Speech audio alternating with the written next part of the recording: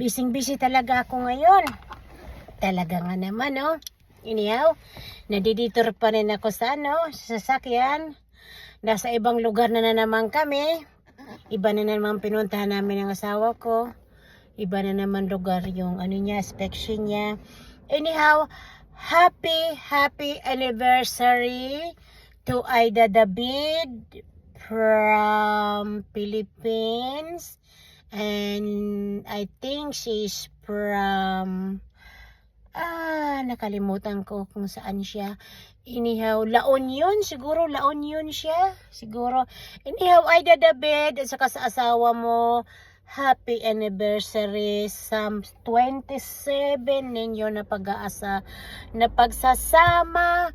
Sana umabot pa ng isang 27 pa years again. Aida, maraming salamat sa pagpapalo mo sa akin. Isa ka sa isang followers ko na anis sa akin at mabait, at maraming salamat, and happy anniversary sa inyong dalawang mag-asawa. Thank you.